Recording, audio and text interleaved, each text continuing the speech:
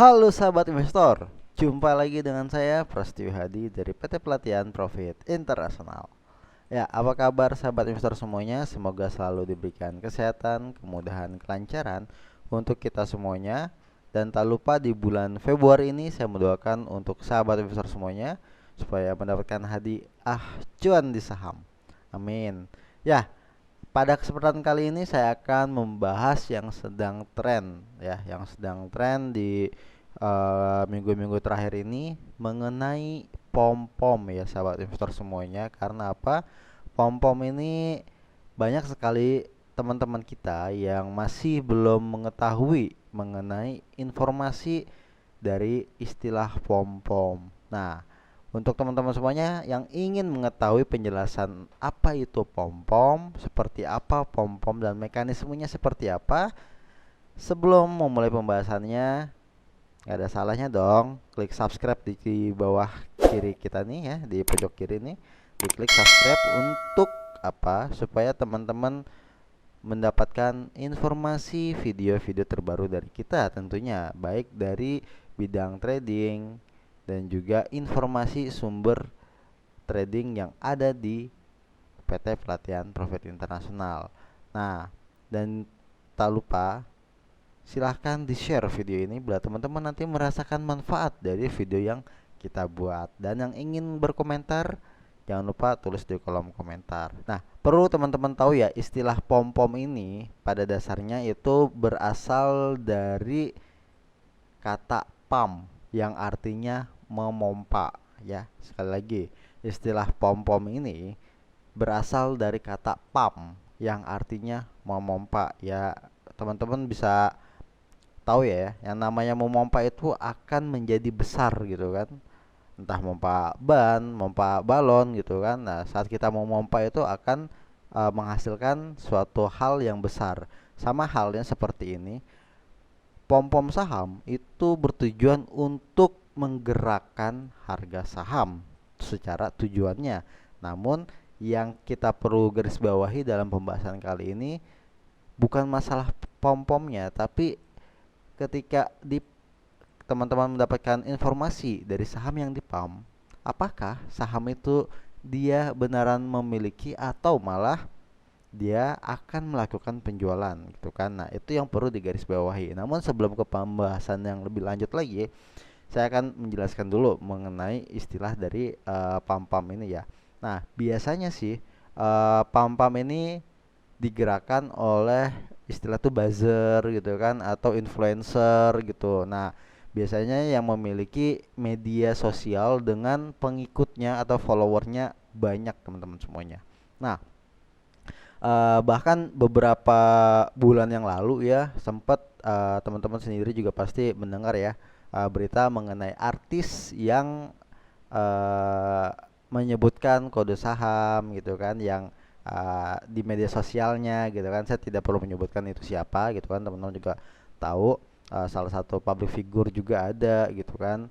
Nah, itu pun memberikan informasi mengenai saham. Sebenarnya ini ada plus minusnya sih gitu. Plus minusnya, plusnya influencer yang memiliki pengikut banyak, yang memiliki follower banyak, itu sangat dibantu informasinya oleh influencer tersebut untuk mengenalkan instrumen investasi saham kepada masyarakat awam yang belum sama sekali mengenal investasi saham. Itu adalah nilai plusnya. Artinya apa? Ketika influencer ini memberikan informasi mengenai investasi saham, maka pengikutnya pun akan mendapatkan informasi juga yang sama mengenai, oh seperti ini toh ternyata saham, oh seperti ini toh transaksi saham gitu kan. Nah, mereka akan mendapatkan informasi mengenai saham yang awalnya tidak tahu menjadi tahu. Itu sebenarnya poin positifnya. Namun poin negatifnya adalah ketika yang baru pemula ini ya, investor pemula yang baru melakukan transaksi saham, yang baru ya pemula gitu kan. Nah, dia ketika influencernya ini menyebutkan nama saham atau kode sahamnya, biasanya mereka pun akan terdorong keinginan untuk membeli saham yang sama yang dimiliki oleh influencer tersebut, akan mendorong ingin mempunyai saham yang dimiliki oleh influencer tersebut. Itu yang perlu teman-teman perhatikan karena itu akan berbahaya kalau menurut saya. Kenapa? Itu bisa saja menjadi sebuah poin di mana teman-teman semua yang pemula ini akan terjebak dari saham yang disebutkan tersebut. Nah, itu untuk mekanismenya nanti akan saya bahas di menit-menit selanjutnya ya teman-teman semuanya. Nah, biasanya cara orang ini memberikan informasi pom-pom saham ini dengan istilah cek deh gitu kan. Cek deh atau paling enggak di media sosial gitu. Cek deh saham ini gitu kan, atau saham ini besok mengalami kenaikan hingga puluhan persen. Itu bisa aja seperti itu, atau bisa juga saham ini besok akan terbang gitu kan. Itu bisa juga, atau juga bisa dengan kata-kata besok ada yang terbang tapi bukan burung. Waduh. Wah, itu kan. Sedangkan pas dia memberikan informasi itu dia menulis kode sahamnya. Nah, itulah salah satu cara untuk media pom-pom atau dengan istilah memompa gitu kan. Nah, karena memberikan informasi dari saham yang dia sebutkan tersebut, teman-teman. Nah, bayangkan influencer memiliki ribuan bahkan jutaan follower di dalamnya. Ketika dia memberikan informasi, media informasi nama saham, itu akan secara nggak langsung followernya pun yang memiliki akun saham yang buat pemula akan tergerak untuk membeli saham yang sama. Bayangkan kalau satu orang saja membeli buat pemula 10 lot atau 50 lot dikali jutaan follower di dalamnya, sudah bisa menggerakkan harga saham teman-teman semuanya. Nah, tapi permasalahannya ketika harga saham sudah terbang, apakah si influencer ini memberikan informasi juga, oh saya sudah uh, tidak memiliki saham ini yang sedang dia pom-pom tersebut, atau dia memberikan informasi saya akan menjual saham ini. Tapi faktanya tidak. Jarang atau bahkan saya pun tidak pernah mengetahui ada orang yang menginformasikan, wah halnya seperti ini ya. Wah, ini besok terbang gitu kan. Pas sudah besok harinya harga naik terus dia berkata, "Saya akan menjual saham ini yang semalam sudah saya pom-pom." Jarang sekali yang seperti itu. Biasanya yang terjadi di lapangan adalah mereka akan menginformasikan kode sahamnya saat dia sudah memiliki sahamnya. Dan ketika dia memberikan informasi ke media sosialnya dia untuk, wah ini besok terbang nih gitu kan, besok naik tinggi segala macam bla bla bla bla. Nah, saat keesokan harinya harga sahamnya itu dibawa naik oleh followernya dia yang tertarik juga dengan saham yang dia beli. Di saat itulah influencer ini melakukan penjualan saham yang dia miliki. Sedangkan saat influencer ini melakukan penjualan, teman-teman malah baru mau mulai membelinya. Dan ketika dia berjualan, dia sudah clear posisi, yang artinya apa? Posisi di harga di atas itu dipegang oleh para followernya semua. Nah, harga turun berarti yang nyangkut adalah followernya itu sendiri yang membeli harga saham di atas. Ketika si influencer ini sudah melakukan penjualan tanpa menginformasikan ke halayak media sosialnya dia gitu kan. Nah, biasanya yang terjadi ini yang bisa terjadi untuk si influencer ini atau yang sering mengpom-pom saham ini biasanya identiknya oleh bandar, istilahnya gitu ya, oleh bandar saham. Nah, biasa saham yang digerakkan ini saham-saham yang masuk ke kategori saham gorengan atau yang secara likuiditasnya, secara value-nya ini rendah. Dan bahkan sempat ya yang dipom-pom oleh artis ini secara dernya saja itu besar sekali teman-teman. Secara dernya saja besar, hutangnya itu besar. Coba bayangkan, saham yang secara hutangnya besar dipom-pom oleh influencer sehingga harga sahamnya mengalami kenaikan. Ini tidak sebanding lurus dengan teori yang ada, di mana teori yang ada itu ketika laporan keuangannya bagus, kinerjanya bagus, sudah otomatis harga sahamnya pun akan mengikuti karena dari segi kinerja, segi laporan keuangan, segi perkembangan industrinya ini berkembang sehingga harga sahamnya pun mengikuti. Ini tidak, ini malah sebaliknya. Ketika hutangnya besar, penjualannya belum begitu banyak, harga saham melambung tinggi. Aneh bukan? Nah, itu yang perlu teman-teman cermati untuk apa namanya? Memilih saham yang sedang dipom-pom. Nah, biasanya oknum menggunakan cara dengan memberikan kesan bagus untuk perusahaan tersebut. Yang tadi sudah saya awal bilang, wah ini akan terbang, atau bisa saja saham ini eh, beberapa bulan ke depan akan membeli tender, akan mendapatkan tender beberapa bulan ke depan akan bekerja sama, padahal itu belum benar juga teman-teman. Bisa juga oknum dari perusahaan sekuritas atau pemilik saham, manajemen perusahaan atau influencer hingga grup WhatsApp. Nah, bisa juga berkembang dari media informasi yang teman-teman dapatkan gitu kan. Nah, biasanya banner saham ini juga mencakup berbagai kalangan tadi ya, seperti oknum di perusahaan sekuritas, pemilik saham, manajemen perusahaan, influencer hingga di grup WhatsApp. Biasanya yang mereka yang memiliki dana yang lebih besar, ketika dia memberikan pom-pom ini, bisa juga dia dengan nih tolong dong buatin gua artikel, buatin saya artikel, saya udah beli saham ABCD nih, tolong lo buatin artikelnya, beritanya bagus, berikan informasi yang bagus sekali mengenai perusahaan yang gue beli ini, dan disebarkan di setiap grup-grup yang ada di Telegram, yang ada di WhatsApp. Nah, contoh saja, misalkan gitu kan, saya sebagai orang yang saat ini memiliki saham Hadi, misalkan gitu.